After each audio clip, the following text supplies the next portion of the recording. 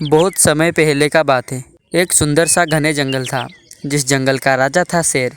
शेर बहुत अच्छा था और उसके प्रजा के लिए वो कुछ भी करता था। और एक था लोमड़ी, जो सारे पशु पक्षी को मार के खा जाता था।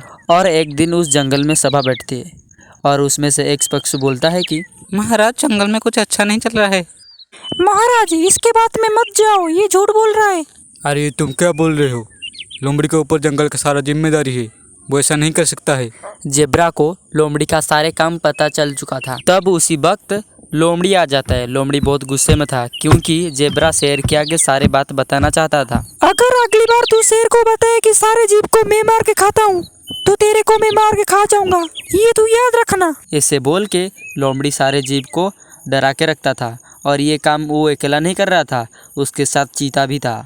और जब खरगोश घास खा रहा था, तो अभी लोमड़ी घास के पीछे छुपकर देख रहा था और सही समय पर शिकार कर देता था। और लोमड़ी जो भी शिकार करता था, चीते उसके साथ मिलके खाता था। लोमड़ी रोज 2-3 शिकार करता है और चीते और वो मिल के खाते हैं।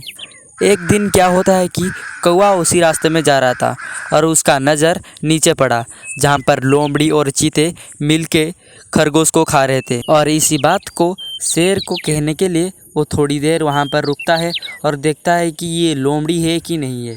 और तभी वो शेर के पास जाने के लिए सोचता है और शेर के पास जाता है। तभी काला कौवा उड़कर आकर नीचे बैठ जाता है। और फिर शेर पूछता है, क्या हुआ काले कौवा?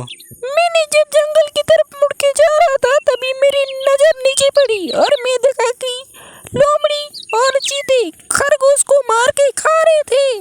ये तुम क्या बोल रहे हो? क्या लोमड़ी सच में कर सकता है? शेर काला कौवा की बात नहीं मान रहा था, इसीलिए कौवा ने सीधे जिस जगह पर लोमड़ी और चीते ने खरगोश को मार के खा रहे थे, उस जगह पर भेज दिया। और शेर झाड़े के पीछे छुपकर सब कुछ देख रहा था और उसको यकीन ही नहीं हो रहा था। और वो लोमड़ी और चीते को सबक सिखाने के लिए योजना करता है। काले कौवा, सबको जाकर बता देना, महाराज सबको बुला रहे हैं। तभी काले कौवा महाराज का आदेश मानकर उड़ के चला जाता है और जंगल में आ जाता है, जहाँ पर सारे पशु पक्षी रहते थे और यहाँ पर लोमड़ी भी था। फिर काला कौवा आकर बोलता है, महाराज आपको बुलाए हैं।